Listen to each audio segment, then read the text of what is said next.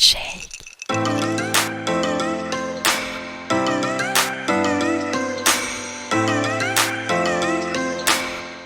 Bonjour à tous. Aujourd'hui, j'ai le plaisir d'accueillir Flo de Mise à Mal, le créateur et animateur de ce podcast passionnant qui explore les clichés de la masculinité et aborde des sujets aussi variés que la santé mentale ou la sexualité. Ce podcast Mise à Mal, c'est bien plus qu'un simple divertissement. Il offre une plateforme de discussion ouverte et franche sur des sujets souvent tabous. Mais ce n'est pas tout. Je vous propose aussi de découvrir comment cette aventure audio a influencé le parcours professionnel de Flo, qui est aujourd'hui devenu thérapeute. Flo, merci d'être avec nous et de partager ton parcours, tes expériences et ton insight sur des questions cruciales que tu abordes dans ton podcast. Et surtout, bienvenue dans le cheminement. Merci, salut, avec plaisir. Merci de m'inviter. Flo, je sais pas toi, mais je trouve que cette intro, elle n'était pas à hauteur de celle que tu faisais pour tes invités dans Mise à Mal. Donc je vais recommencer. Ah ouais? Oyez, oyez, chères auditrices et chers auditeurs. Aujourd'hui, on entre dans un territoire un peu glissant, mais ne vous inquiétez pas, on a un guide expert en la matière. Vous le connaissez peut-être comme le maître des masculinités, le sage des sujets qui chatouillent parfois l'intérieur et l'extérieur, celui qui m'a fait réaliser qu'il n'y avait absolument aucun podcast de santé mentale pour les mâles alpha. Alors oui, vous l'avez deviné, on est ici pour discuter avec l'homme qui met le M dans Mise à Mal, Florian Dinka. Flo animait ce podcast déjanté depuis 2019, explorant les méandres de la masculinité avec un humour et un sérieux tout à fait unique sur des questions du type « Qui peut enclencher le premier baiser ? Qu'est-ce que la contraception, l'engagement, les complexes ou même l'amitié vont avoir avec la masculinité ?» Bienvenue dans Cheminement. Merci, la classe, c'est pas un pro. Je suis honoré, merci beaucoup. C'est mieux. Alors pour commencer, est-ce que tu peux nous expliquer comment Mise à Mal est née et quelle était ta motivation pour le créer, ce podcast de santé mentale masculin ? Ouais, du coup l'origin story, en gros il y a deux volets, il y en a un qui est podcastique et il y en a un qui est personnel. Sur le podcast, c'est que moi dès 2017-2018, j'écoutais beaucoup de podcasts, mais sur la masculinité, il y avait déjà que des formats descendants, c'est-à-dire des interviews d'experts, où c'était très savant, mais du coup, c'était pas très accessible, et c'était tenu que par des femmes. Donc, à l'époque, il y avait Victor Tuaillon, Lorraine Bastide, donc Les couilles sur la table, La poudre, etc. C'était un des premiers, en fait, parce que à cette époque-là, si c'était elle qui avait à cette époque-là, c'était il y a longtemps. C'était il y a longtemps, ah bah oui. Et à l'époque, en plus, Ben Never avait pas encore commencé, parce que ça a été un des tout premiers quand même à faire des trucs grand public sur ces sujets-là. On s'est lancé en même temps avec Ben Never, voilà. Et du coup, ça manquait vraiment cruellement. Et donc, moi, je trouvais qu'il fallait parler de masculinité, parce que c'était un sujet qui n'était pas abordé. Enfin, en tout cas, pas abordé de manière grand public, mais il manquait cette petite brique pour toucher un public plus large. Donc ça, c'est le côté podcastique. Et le côté personnel, c'est qu'avec des potes, on s'envoyait des vocaux en soirée.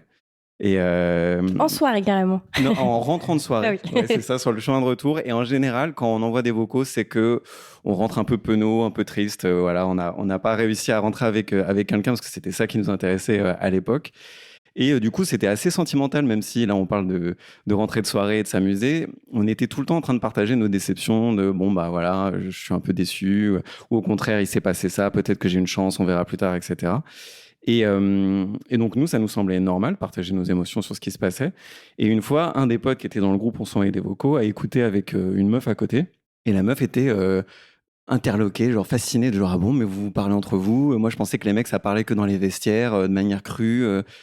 Et à ce moment-là, je me suis dit, en fait, c'est plus possible de continuer avec le mythe que les meufs viennent de Vénus et les mecs de Mars et qu'on ne parle pas de ce genre de choses. Et je me suis dit, ça serait cool de montrer l'intimité d'hommes qui parlent de leurs émotions et de leurs relations. Donc, un cercle, quelque chose de plutôt intime, mais public. Et donc, Mise à Mal est né de ça. À la base, c'était des hommes qui devaient parler de leurs relations, de leurs émotions entre hommes pour que ça soit accessible. Et dès le premier épisode, mais on va en parler, on s'est rendu compte qu'on pouvait pas faire ça sans les femmes. Donc voilà, dès le deuxième épisode, on avait invité des meufs et Mise à Mal était née. Donc mettre à mal les clichés, c'était la volonté avec Mise à Mal. J'ai plein de questions. Ton podcast, il m'a fascinée, je l'ai dit en introduction, parce que pour moi, c'était la première fois, en fait, tout simplement, que j'entendais effectivement, comme tu le dis, des hommes parler de leurs émotions, de relations, de sexualité, de beaucoup de santé mentale aussi, sur un ton super bienveillant. Moi, j'avais l'impression, en écoutant les épisodes, d'être avec mes amis, en fait.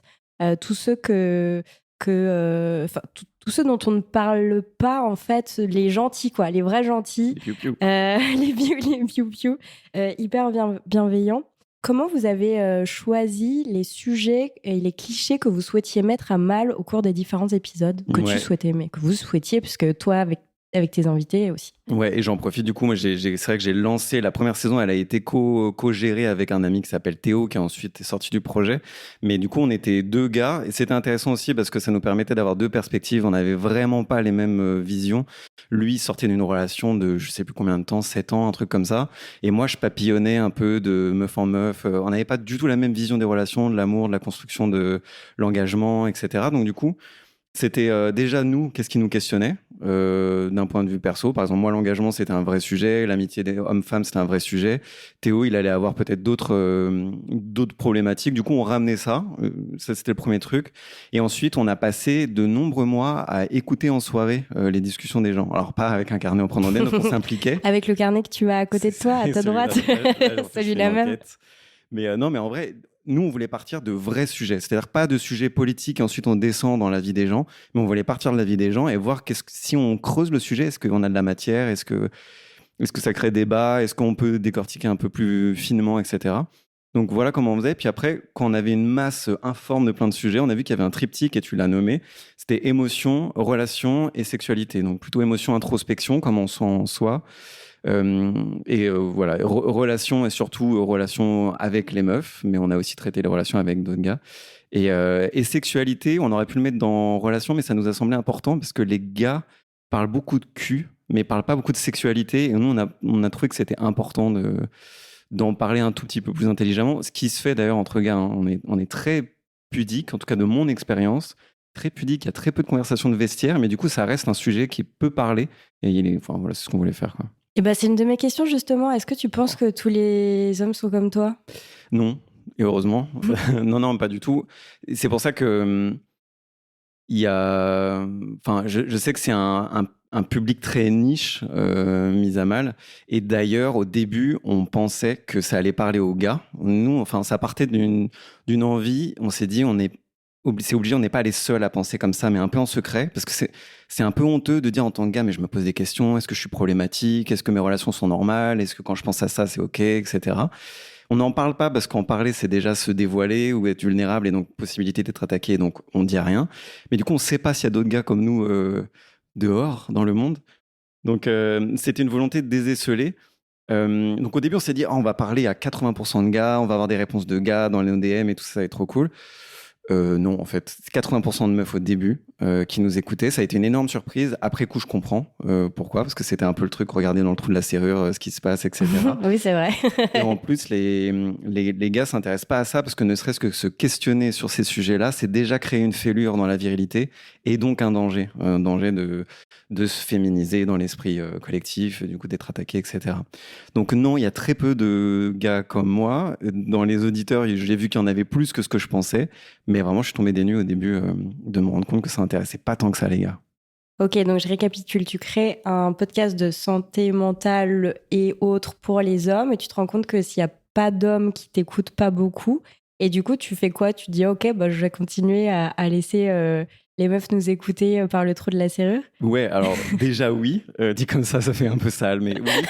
Non, mais c'était pas le but. Mais alors oui, parce qu'en fait, un des objectifs de Lisamal, c'était aussi donc de désesceler, en gros, que les mecs se sentent moins seuls s'ils réfléchissent et tout ça. Parce que si ces gars sont sensibles à ça, en vrai, c'est de eux dont on a besoin du soutien ou d'entendre ou voilà qu'on discute. Voilà, ça, c'était le premier objectif. Mais le deuxième, il y avait aussi une volonté de réconciliation, d'arrêter de faire genre les meufs et les mecs, on est si différents que ça. Donc moi, j'étais complètement OK qu'elles nous écoutent. Déjà parce que ça leur redonnait un peu d'espoir. Et il y a eu beaucoup de messages au fil des ans de dire merci, j'étais en train de sombrer dans un désespoir de Ménard Trash. Et finalement, on voit avec les épisodes que tous ne sont pas comme ça, mais c'est juste qu'on les entend très peu ou ils osent pas prendre la parole. Mais par contre, j'étais content du coup de parler aux meufs, mais vu que c'était pas l'objectif premier, j'ai eu toute une stratégie, surtout en saison 3, de ramener des gars. Donc j'ai ciblé des influenceurs à inviter dans le podcast, déjà parce qu'ils avaient un énorme intérêt pour moi de les inviter, c'était pas du tout que du marketing, mais ils avaient une grosse communauté de mecs. Donc j'ai invité un influenceur fitness, un influenceur vêtements, un influenceur food, et j'ai essayé de ramener de la communauté des gars, quoi, et ça a marché. À la fin du podcast, j'étais en 65% de meufs, 35% de gars, ce qui est vraiment un ratio correct. Absolument acceptable. Et du coup, ton retour d'expérience sur le tournant, parce que j'imagine que ça a dû changer aussi un petit peu pour toi, ces épisodes-là par rapport aux premiers épisodes. Ouais. Bah, la particularité, c'est que la saison 1, on le faisait vraiment à deux, avec Théo. Mm. Et Théo, il a cette qualité qui, bon, moi je trouve, il est très drôle. Et il a ce truc d'être très léger. Donc Théo, il a une faculté à rendre tout amusant, absurde, machin. Donc du coup, on avait ce truc où c'était très très décousu. C'était une énorme critique de la... Alors, je tiens à dire que je ne suis pas du tout d'accord avec ça. C'est vrai? Ouais, et je Trop sais bien. que vous le dites dans beaucoup, beaucoup d'épisodes, qu'il n'y a aucune structure, mais je ne suis pas d'accord. Il y a jamais de... En fait, en radio, la règle hyper importante, c'est de jamais revenir en arrière sur ce qu'on a dit, et vous Ouais. ne le faites jamais. Ouais. Et au contraire, en fait, je trouve que ça se voit qu'il y a un gros travail. C'est pas des questions... Moi, je suis une grande fan de podcasts. J'aime pas trop les conversations où on est entre nous et on se raconte nos vies, tu vois. Mhm. Et là, c'est pas du tout de ça. C'est vraiment... Vous allez toujours déconstruire les choses. Tu racontes jamais une anecdote sans expliquer pourquoi tu la racontes, tu vois. Ouais, et ça a été mon rôle principalement. C'était, on avait une charte qu'on envoyait. Donc même si ça a l'air déconstruit, enfin moi j'avais tenu à ce qu'il y ait une charte en disant on rapporte pas des paroles d'autres personnes. En fait, on s'en fiche parce que ça c'est que des on-dit, on peut pas vraiment creuser. Mm. On parle à la première personne et surtout on s'intéresse à la finalité de cette anecdote. Et du coup, je les prévenais. Vous n'êtes pas obligé de le faire, mais sachez que je vais poser des questions moi sur en quoi c'est important pour toi de raconter ça. Ça fait un peu thérapie ce que tu racontes, le fait de ne pas avoir le droit de parler de on et de se forcer à dire je, c'est hyper difficile à faire. C'est difficile. Alors, au début, ouais. Pour moi, non. Et donc, du coup, c'est là le plot twist. C'est qu'en vrai, moi, ça fait 9 ans, du coup, que je suis formé à la programmation neurolinguistique, qui peut être employée en thérapie, qui est employée en coaching, qui est employée dans plein d'autres secteurs aussi. Mais moi, je l'utilisais surtout d'un point de vue thérapeutique. Et donc, du coup, à force, moi, je suis acculturé à ces trucs-là, quand on parle à la première personne, en quoi c'est important, des questions ouvertes en permanence, et surtout savoir cibler où sont les zones de flou, où sont les généralisations, ça a été mon boulot avant. Je le disais pas au début du podcast, je l'ai pas dit pendant 4 ans d'ailleurs que j'étais formé à ça, parce que justement, je voulais avoir ce côté horizontal, lambda, je suis un gars comme tout le monde, c'est pas descendant, c'est pas expert. Je pose juste des bonnes questions, oups, tu vois, mais en fait... Je savais Mais dans un cadre très détendu, Voilà. en buvant des coups, entre amis, quoi. Ouais, et je savais ce que j'étais en train de faire. Donc voilà, il y avait ce truc-là au début. Et merci. Moi non plus, je croyais que c'était pas déconstruit, mais c'était une grosse critique qu'on avait. Et je pense qu'on était sensible parce que c'était la seule qu'on avait. Donc on était là, oh non. Et à un moment, on faisait même des plans. Puis après, on a trouvé que c'était pas intéressant. Enfin, on a beaucoup pivoté pendant la première saison, qui a donné nous aussi une impression de bordel, c'est qu'on était tout le temps en train de se chercher. Et puis de rigoler, et puis de faire des vannes. Voilà, et des fois on était très sous, ça c'était un truc qui était une volonté. On buvait pendant les épisodes, mais parce qu'on s'était dit, il faut aller chercher les gars exactement là où ils sont. Et on avait vu, ils commencent à parler au bout du 2e, 3e verre. Et donc on s'est dit, on va faire ça, quoi. Donc c'était une volonté de recréer ça. C'est pas ça. un message de santé publique, attention. Voilà, attention, avec modération. Et d'ailleurs, ça a disparu à la fin. Moi, dans la saison 3, 4, je buvais quasiment plus. J'offrais un verre à mes invités s'ils le voulaient, parce que ça reste une soirée. C'est comme ça que je le concevais. Mais moi, j'ai remarqué que je perdais souvent le fil de mes pensées quand j'étais ivre. Ce qui semble normal, en fait. Oui, ça me paraît tout à fait humain. Voilà. Mais du coup, en fait, c'était un peu une posture au début qui s'est perdue au fil du temps. Et donc en saison 1, on avait ce truc-là avec Théo qui ramenait beaucoup de légèreté, qui faisait beaucoup de blagues et tout. Il est sorti du projet en saison 2, même si on l'entend encore, c'est moi qui avais pris la gestion. Et c'était beaucoup plus focalisé, sans que je l'ai jamais vraiment dit, mais santé mentale. On va creuser en quoi les clichés, ça nous fait souffrir. Et on va creuser jusqu'à ce qu'on ressente un soulagement de « Ah, en fait, je suis normal, quoi. C'était un cliché, ça m'enfermait, je suis normal. » Mais on va jamais le faire en mode thérapie. Et donc, l'usage de l'humour, moi, me sert tout le temps à désamorcer. Pas au moment où on commence à toucher quelque chose d'important, donc pas pour couper la pensée, mais à un moment justement où on sent qu'on a besoin d'avoir un tout petit peu de divergence pour dézoomer et après on revient. Donc, il y avait un usage stratégique de l'humour à partir de la saison 2, on va dire. Alors, je rebondis sur ce que tu dis sur la santé mentale parce que tu partages ton expérience personnelle de la dépression dans le podcast. Et pour te citer, tu dis le plus grand crime que j'ai laissé faire contre moi-même a été de ne pas me laisser ressentir toute ma tristesse pendant ma dépression. Est-ce que c'était prévu que tu te livres comme ça? Non, je me rappelle plus, j'ai dit ça. Oui. Voilà, l'inconvénient d'être sur Internet depuis 5 ans, tu oublies que tu as dit plein de trucs. Non, mais je suis toujours d'accord en plus avec ça, donc ça va. Est-ce que c'était une volonté de me livrer autant, c'est ça la Oui. question? Oui, c'était même très volontaire. C'est une posture quasi politique, j'allais dire. Enfin, en gros, j'avais remarqué qu'on parle de dépression ou de dépression d'épuisement, autrement appelé burn-out. Au moment où c'est terminé, au moment où on peut faire du storytelling, au moment où on a le beau rôle et de dire ah voilà ce que j'ai compris, les 5 leçons, etc. Moi, je déteste ce genre de storytelling parce que quand on est au milieu de la dépression, au milieu du burn-out, c'est déjà extrêmement dangereux. Moi, j'ai été très proche de faire des choses dangereuses pour ma santé, pour mon intégrité physique. Et je trouvais qu'on manquait de qu'est-ce qui se passe au milieu de la tempête, quoi. Et donc, moi, j'ai livré, je pense que ça, c'est une phrase que j'ai dit en plein milieu du moment où j'étais en burn-out. Et donc, c'était volontaire de m'exposer parce qu'en plus, je savais, de par mon parcours dans la thérapie, que c'est pas parce que j'en parle publiquement que ça va me happer ou m'absorber ou me détruire. Le principal ennemi, il est à l'intérieur de moi, déjà. Donc, autant que je livre aux gens tel quel comment ça se passe, qu'ils sachent. Et c'est un des épisodes, si on parle celui du burn-out, que j'ai fait au milieu du burn-out, vraiment. Donc, j'ai eu le courage d'allumer les micros, mais quasiment pas de montage après parce que j'étais épuisé. C'est un des épisodes où j'ai eu le plus de retours et encore aujourd'hui, alors que je l'ai fait il y a 1 an, j'ai encore des gens qui m'écrivent en me disant je suis en plein burn-out et merci d'en avoir parlé. Je vois qu'il est urgent. Ou des gens qui ont commencé à avoir des signes et qui se disent ok, il est très très urgent, je prenne soin de moi. Merci de l'avoir parlé parce que j'aurais jamais su si tu avais donné, si t'avais pas donné d'un aperçu de ce qui se passe quand c'est au cœur de la tempête, quoi.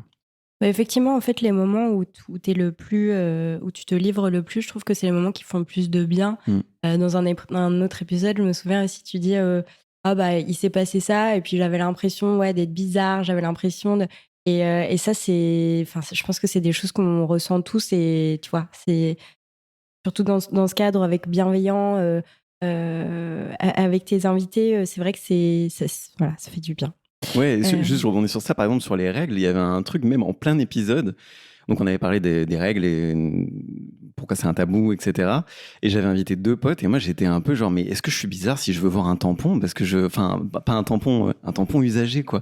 Et encore aujourd'hui je trouve c'est bizarre comme question, mais il y a un truc je pense que c'était important de livrer ce truc-là de curiosité et c'est pas du fétichisme de genre. Oui, c'est un mystère un peu. C'est un mystère. Bah oui. Il faut le dire aussi que chez les gars c'est un impensé, genre on veut pas savoir ce que c'est tout ça et moi je suis là peut-être pour compenser ces trucs où on en parle même pas, on n'y pense même pas. Il faut que moi, je sois un tout petit peu plus bizarre que la moyenne et poser des questions ou partager des trucs.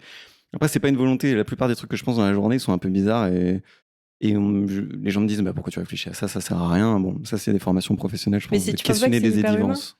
Comment? C'est hyper humain aussi de faire ça. Ouais. Et moi, je suis beaucoup plus heureux maintenant que je m'autorise à faire ça dans la vie, quoi. Mais t'as bien raison.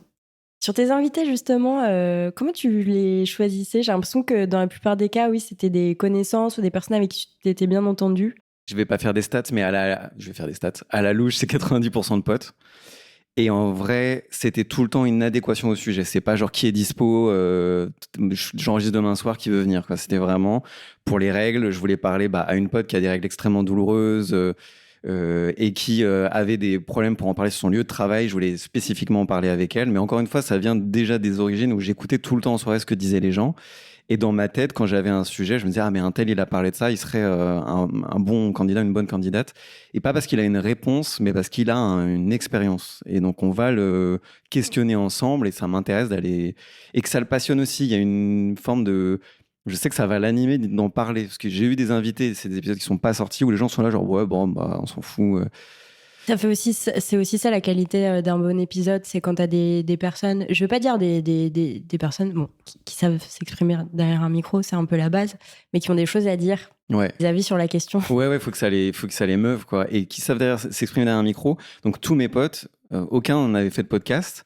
Et il y avait toute une phase qui n'est pas gardée, mais où du coup, on parle devant les micros, on commence à se raconter des trucs que je coupe. Il y a une bonne 20 minutes, 30 minutes où on parle devant les micros jusqu'à ce qu'ils oublient. Et quand ils ont oublié, on peut commencer. Moi, il y avait tout un travail aussi de de les mettre à l'aise. Et, Et pas à mal.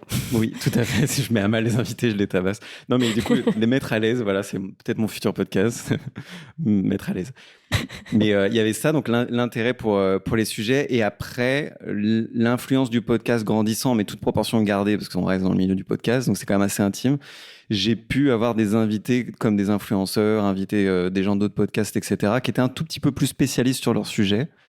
Mais c'était pas spécialement une volonté que d'aller vers l'expertise. Donc je suis resté avec, quand j'avais un sujet très précis, par exemple sur le gars qui faisait du fitness, je voulais lui parler des mâles alpha, parce que vraiment, lui, il avait un truc très émotionnel de comment il abordait le fit game, quoi, alors qu'il était ultra musclé, etc. Et je trouvais qu'il y avait une dissonance, et je me suis dit, ok, on va aller creuser ça.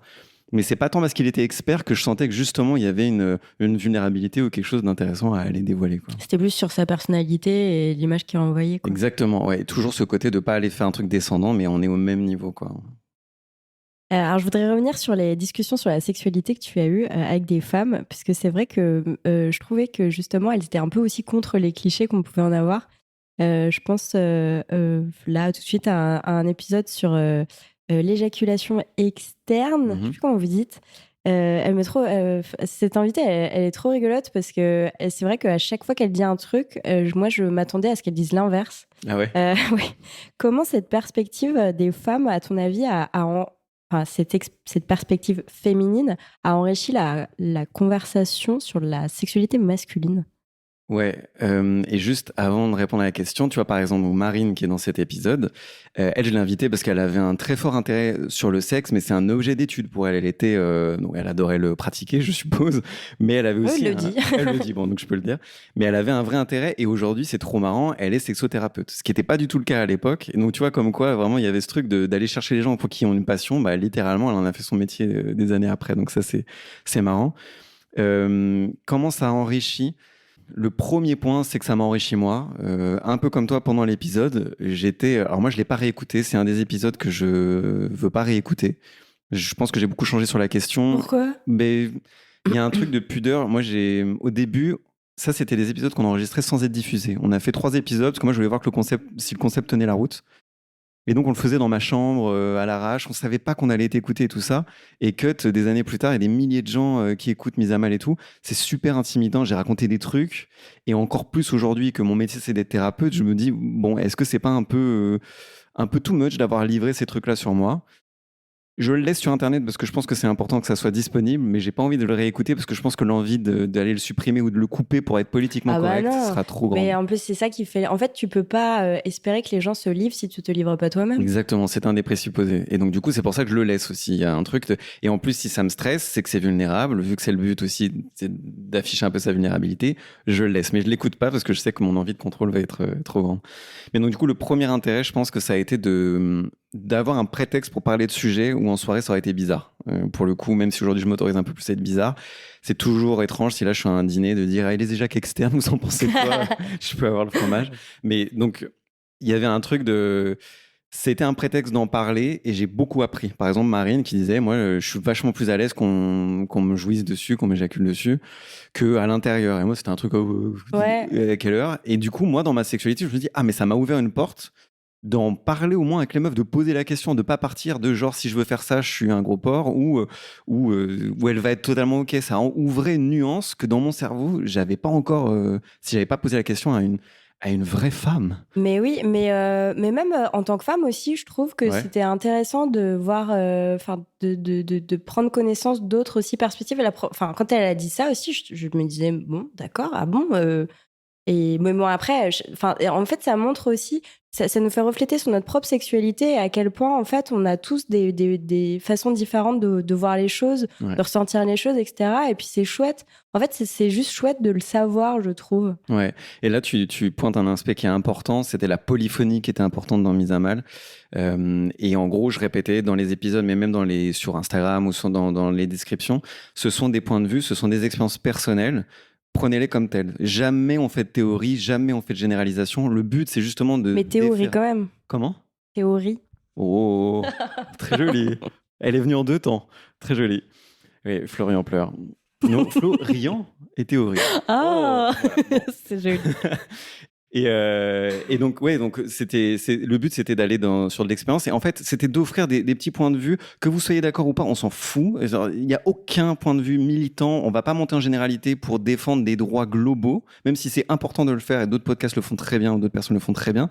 Moi, je voulais créer une toute petite faille, une toute petite fissure pour que la lumière puisse passer un peu ou changer d'angle un tout petit peu. Et je trouve qu'il n'y a rien de mieux que l'expérience personnelle parce que c'est inattaquable. J'ai vécu ça. Donc, et on n'en fait pas une généralité encore une fois. Moi, à chaque fois, ça, je le laissais à la porte ou je le coupais au montage ou je recadrais pendant les épisodes. Comment vous avez trouvé un équilibre justement, et je trouve que vous le faites bien, entre humour et sérieux? En vrai, en saison 1, c'était compliqué. Parce qu'on s'est enfermé dans des rôles. C'est-à-dire que Théo était très porté sur la blague et moi j'étais très porté sur le recentrer le débat. Et en vrai, moi j'ai besoin de rigoler. Et du coup, le fait que Théo ait pris la partie de la blague, j'étais coincé dans le rôle de recentrer le débat et ça m'allait pas. Donc du coup, on a eu beaucoup de discussions aussi sur ça, sur comment on s'équilibre entre nous, etc. Et puis après, je pense que c'est devenu plus naturel de pas la course à la blague. Il y avait deux trucs, soit, et c'était dans la charte, soit le jeu de mots est extraordinaire, il y a besoin qu'il sorte. Donc là, on a le droit de couper la Comme parole, j'ai fait. comme théorie. Ça, c'est accepté, je valide en tant que mise à mal. Soit, ça, c'est OK. Soit, il y a un moment où on sent qu'on est allé vraiment au fond du sujet et du coup, il faut prendre un petit dézoom, ce que j'appelle des moments de divergence. Convergence, c'est quand on creuse. Divergence, moi, je trouve que l'humour permet bien ça. Et après, du coup, vu qu'on a dézoomé, on peut repartir dans une direction. Mais ça, c'est en tant qu'animateur, moi, de le sentir. Moi, je réécoute la première saison. Je fais des blagues tout le temps. Des fois, elles tombent à plat. C'est hasardeux. Après, l'humour est devenu plus stratégique. Donc là, à part la pratique, je ne saurais pas trop te dire ce qui a changé à part l'expérience, quoi. Alors tu l'as dit, au fil des mois, Mise à Mal est passée d'une discussion de groupe à des discussions plus intimes en tête-à-tête. D'ailleurs, moi, je pense que mon épisode préféré, c'est l'avant-dernier, du coup, celui où tu fais un portrait de Théo, où vous êtes juste tous les deux. Ouais. Est-ce que tu peux nous dire en gros pourquoi tu as fait évoluer, enfin, est-ce que cette évolution du format est due au fait que après que tu voulais tester quelque chose de différent, ou est-ce que tu as ressenti le besoin aussi de l'aborder différemment, ces sujets? Il y a eu plusieurs trucs. Alors, c'est l'avant-dernier de la saison 1, où j'ai fait la mise à nu de Théo. Ah, Et l'avant-dernier de la saison. c'est pas comme ça qu'il s'affiche. C'est vrai? Oui. Eh ben, non, il est très vieux cet épisode. Et il y a eu ma mise à nu aussi. Théo avait fait dans l'autre sens, mais je ne l'ai pas publié pour des raisons personnelles à l'époque, mais c'était il y a 4 ans, quoi. Et l'avant-dernier de la dernière saison, la mise à mal de la 4, c'était un face-à-face avec une femme. Et ça, c'était le format malentendu. Et en gros, c'était des concepts que je voulais et je trouvais qu'ils se prêtaient pas en groupe. C'était d'aller vraiment creuser chez une personne. Quand tu es en groupe, j'avais pas envie de coincer quelqu'un dans un coin. Et le but, c'était aussi d'échanger. Quelqu'un livre quelque chose. Je veux pas qu'il ait ce qu'on appelle la gueule de bois de vulnérabilité après, c'est trop livré, donc je change de sujet, puis on revient où lui-même... C'est intéressant ça comme concept, la gueule de bois de la vulnérabilité. Ouais, moi je l'ai souvent vécu. T'es fort pour créer des concepts. C'est mon travail. Et en vrai, ça a été une volonté, donc dès la saison 1, je trouvais que c'était important que les hommes se mettent à nu, c'était quand même aussi ça le but. Je trouvais qu'en groupe, on avait quand même tendance, même si l'honnêteté, la bienveillance et tout étaient dans la charte et j'essayais de créer cette ambiance-là, on a tendance à prendre des rôles, on a tendance quand même à défendre des avis quand on est en groupe. C'est plus difficile quand on est à deux et moi, je peux un tout petit peu plus challenger sans qu'on sente qu'il y a une mise au pilori parce qu'on n'est que deux. Donc ça, c'était intéressant. Et il y a eu aussi l'évolution, moi, d'accepter mon métier au fur et à mesure, qui était des thérapeutes, d'ouvrir mon cabinet il y a 1 an. Il y a eu cette envie aussi de plus aller dans du one-one, ce que je fais au quotidien dans mon cabinet, quoi. Mais je précise juste, c'est pas le format dans lequel je suis le plus stimulé. J'ai quand même testé. Je préfère très largement les conversations de groupe. Ça, c'est vraiment... T'aurais dû me le dire, j'aurais invité quelqu'un d'autre. Ouais, on fait la fête. Alors, tu l'as dit, aujourd'hui, tu es thérapeute. Est-ce que tu peux expliquer comment ton expérience avec le podcast t'a conduit à vraiment sélectionner, choisir ce métier? Et aussi, ce qui m'intéresserait de savoir, c'est est-ce que les gens que tu suis, c'est aussi des hommes et ils te parlent de sexualité et de santé mentale? Alors, la réponse est oui, mais on pourra y revenir. Si je vous le dis, tu me la reposes. Mais comment ça a évolué, comment le podcast a influé? En vrai, j'adorerais dire le podcast a changé ma masculinité, etc. La vérité, c'est que me poser des questions m'a fait une hygiène de virilité, on va dire. C'est que je me pose beaucoup plus des questions, je vois beaucoup plus des angles morts, même chez moi ou chez les autres, sur le sujet spécifiquement de la masculinité. C'est mon expertise en tant que thérapeute qui fait que je peux voir les angles morts, poser des questions, questionner les évidences, etc.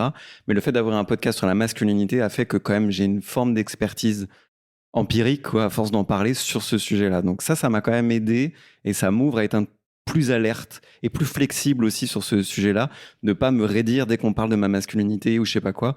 De me dire, ouais, j'ai bossé 4 ans et demi dessus, tu peux y aller, il n'y a pas grand-chose où je me sens attaqué, quoi. Donc ça c'est quand même d'un point de vue personnel important, mais c'est pas le podcast qui m'a aidé, c'est la thérapie, moi. Donc il y a eu aussi cette volonté de le podcast. Moi, je l'ai vu à force que c'était un objet. Je le voyais comme un objet thérapeutique de grande échelle, même si encore une fois on reste sur un public intime, c'est du podcast. Il y avait cette volonté de soulager les gens à grande échelle, même s'ils sont pas dans mon cabinet. C'est gratuit, c'est disponible. Voilà, vous pouvez voir ce que c'est sans trop le savoir, mais c'est ça en fait une thérapie globalement. Moi, ça me permettait de donner ça accès à un plus grand nombre. Mais à force, il y a eu une frustration de ouais, mais je reçois tellement de DM de gens qui me posent des questions sur eux, sur comment ils font, sur machin. Et je peux pas en fait faire des diagnostics à la sauvage sur Instagram. Donc à chaque fois, je leur disais faut consulter. Enfin, Mhm. pas genre t'es pathologique, ça va pas et tout. Mais je dis si vraiment t'as besoin d'aide, va voir quelqu'un. Il faut aller voir un professionnel, quoi. C'est ça moi qui m'a aidé. C'est ça que moi je vois aide. Et donc il y a eu cette volonté moi de me recentrer sur mon métier, qui était de concrètement aider des gens et d'en voir les effets. Je suis très content de recevoir des DM sur Insta. Mais la majorité silencieuse, enfin, tu vois pas l'effet que t'as sur C'est elle, dur quoi. de travailler en fait avec sans voir la personne, j'imagine. Exactement. Et aussi parce que on commençait à me catégoriser, en tout cas quand je dis on, c'est les médias et les médias mainstream, me catégoriser beaucoup plus du côté du militantisme féministe que du côté de la santé mentale. Et nous, on s'était rencontrés il y a 1 an et tu m'avais dit, pour moi, mise à mal, c'est de la santé mentale. Et je me rappelle t'avoir dit merci 1000 fois. C'était la première à le dire et t'es la première à le percevoir. Et en même temps, je le dis pas parce que chacun catégorise comme il veut, mais moi, je l'ai toujours vu comme un objet de santé mentale. Donc c'était cool pour ça que tu le vois. Mais moi, j'étais pas OK du traitement qu'on faisait de mon podcast dans les médias. Et j'ai préféré m'extirper de ça parce que je comprends que ça soit affilié au féminisme et tout, plutôt que de le répéter dans les épisodes et d'avoir un objet au final qui est pas que je commence à twister parce que le public se l'approprie autrement. Donc j'ai préféré arrêter là-dessus. Et ton autre question, tu vois, j'avais dit que j'allais l'oublier. La deuxième partie, les gens Le dans mon sujet, cabinet. ouais. Ouais. Donc j'ai des hommes, oui, mais déjà d'un point de vue sociographique, on va dire, les hommes consultent beaucoup moins pour leur santé, généralement. Oui, t'en sais quelque chose, du coup, je suppose. Et la santé mentale encore plus. Donc dans le cabinet, je sens ça. J'ai vraiment beaucoup moins d'hommes. J'ai pas de stats en tête, mais ça doit être 2 gars, 3 gars sur 10 personnes, quoi. Donc c'est peu, mais c'est déjà bien. Et après, oui, ceux que j'ai, je réfléchis, mais quasiment l'intégralité viennent me voir pour des sujets de sexualité. Et tu vois, je savais pas, mais en vrai, en réfléchissant, c'est intéressant, c'est que je pense que c'est un endroit où ils se sentent très seuls et très coincés. Et moi, je pensais pas, parce que je suis pas sexologue ni sexothérapeute, je suis hypnothérapeute généraliste, on va dire. Mais c'est vrai que quand ces gars-là reviennent après en me disant, mais du coup, il y a eu par exemple un patient qui avait un problème d'éjaculation précoce depuis 7 ans. Il arrive en me disant, mais du coup, moi, je me lie même plus avec une femme parce que je sais qu'on va arriver dans la chambre et que je vais avoir des problèmes, ce qu'il lui juge comme un problème, et du coup, je vais avoir honte, et du coup, etc. Donc, du coup, maintenant, je tente même plus, j'ai plus de relation, etc. On travaille ensemble, la thérapie, l'hypnothérapie fait partie des thérapies, bref, donc on en ressent les effets assez rapidement. Et donc il revient et il me dit, mais en fait, ça s'est réglé quoi, avec une femme. Et c'était la première fois depuis 7 ans que je me relie avec quelqu'un, que je refais l'amour avec quelqu'un. Et ça m'a fait du bien, pas que sexuellement, ça m'a fait du bien, moi en tant que personne, quoi, parce que j'ai grandi, de me sentir accepté. Du coup, je savais plus si j'étais acceptable depuis 7 ans, etc. Et moi, ça m'a vachement touché de voir, d'entendre un gars accepter que le sexe, c'est pas juste zizi dans zézette. Comme quand on est hétéro, on peut mettre son zizi vraiment à plein d'endroits. Mais c'est d'accepter aussi que la sexualité, c'est ultra profond, sans jeu de mots. Et qu'on a du mal, nous, en tant que gars, à l'accepter parce qu'on a du mal à s'accepter. C'est vraiment plus large, quoi. J'ai l'impression que je fais que des métaphores sexuelles, du coup. Non, mais c'est pas grave, t'as le C'était droit. pas. Mais j'ai une mauvaise nouvelle, on arrive à la fin de l'interview. Oui. Et du coup, j'ai une dernière question. Yes. Pourquoi c'est fini, mise à mal alors? Avec le petit regard triste. C'est fini, justement pour ce que je te disais, d'être catégorisé. Moi, ça m'a. En fait, j'ai pas envie d'évoluer dans la sphère militante. Et tant mieux s'il y en a qui le font, ils ont l'énergie pour ça. Mais moi, ça me vide, en fait, d'être militant ou d'être dans la sphère politique, même si l'intime est politique, etc. Mais moi, j'arrive pas, en fait. Et il y avait aussi tout un historique, tu vois. Je l'ai écrit avec un pote quand j'étais perdu, à la fin de ma vingtaine, célibataire, accouché à gauche, à droite, extrêmement changé. Aujourd'hui, je suis beaucoup plus apaisé avec ma masculinité. Je dis pas que c'est réglé, je dis pas que. Mais je suis OK avec l'homme que je suis ou que je suis en train de devenir, parce que c'est ça aussi que j'ai constaté, c'est qu'en fait, on n'est jamais homme pour une fois pour toutes. C'est un processus et ça change selon la vie. Je suis assez posé et ça serait faux, du coup, de continuer à faire genre, oh, je me pose des questions. Peut-être je relancerai mise à mal, tu vois, quand j'aurai une crise de la quarantaine ou que j'aurai des gosses ou que j'en sais rien. Mais pour l'instant, pas de questions ou alors j'ai besoin de les vivre. Ça, c'est le deuxième truc. C'est aussi, comme tu as dit, pour faire parler les gens de leur intimité, il faut parler de son intimité. En tout cas, moi, j'avais construit le podcast comme ça. J'ai plus envie de participer à ça. J'ai plus envie d'être dans l'extimité, c'est-à-dire de l'exposition de mon intimité. Mais j'ai besoin de vivre les choses chez moi, en thérapie, enfin, dans la vie et dans la vie réelle. J'ai plus envie d'avoir d'artificialisation des rapports non plus.